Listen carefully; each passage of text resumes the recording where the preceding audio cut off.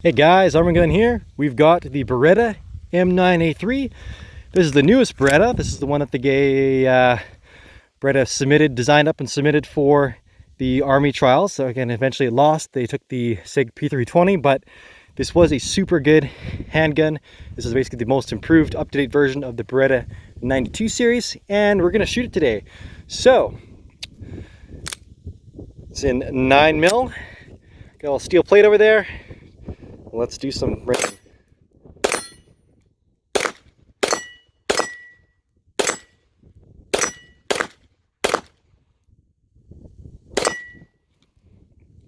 Of course, it locks back in the last round.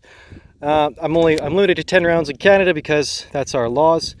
But this thing it's got the FDE finish, but it's almost similar to European's RAL 8000. It's really nice.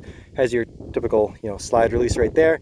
This one has a decocker, but what they've done actually is they've canted the decocker up like 15 degrees. That way, when you're coming to rack the slide, you don't accidentally hit this and decock the gun or put it onto safe.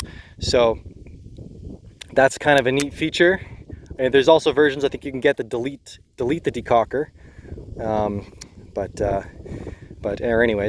or decocker only or something like that. But it does have some pretty nice high sights, 3-dot sights with, I believe, tritium inserts. It's pretty nice. Again, threaded barrel right from the factory is really nice. And I honestly don't get too caught up in all this anyways. I like to charge or rack my pistols from the front, which this is, the M9 profile. This is scalloped out really nicely, so it's just easy to do. You got a rail here for a lighter laser, and there's two different types of grips. This one, they actually redesigned the frame and gave it a shallower grip angle so that it was more suited for people with smaller frame hands, which is why I originally gravitated towards it. I originally used to just like guns that were, a lot smaller frame, and then as I got to shooting handguns more, I started liking fuller framed handguns, and I swapped the grips back onto this one. So this is a kind of a Hogue style grip. It also comes with it if you want that full bodied handgun. So we'll load her up again. This time I will decock it, and I'll show you the double action trigger pull, which is smooth, but not as nice as the single action obviously, but that's the purpose of it. So,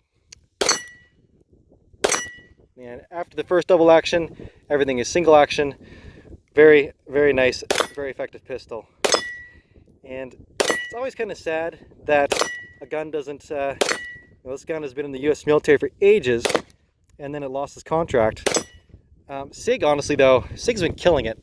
SIG's been doing so much cool, innovative stuff, and the Army did really want a modular system, which is what the M17, well, it's the military designation of that gun is the M17, but the SIG 320 is really, it's not the frame and the slide, it's actually the action that's inside, and then you can swap the frames out, you can swap the slides out. It's really cool, and it was actually a really new way of looking at handguns, and you got to give it to SIG. They've been just absolutely killing it with a lot of stuff lately. So, last mag, guys. I really like M9s. They're such great smooth shooters. For the guys that like the all metal, I hit that little popper. Not quite getting it. That's it though. That's it for today. That's it for the Beretta M9. If you want to know more, check out my assembly video. It's going to be true for basically all the Beretta M9 series.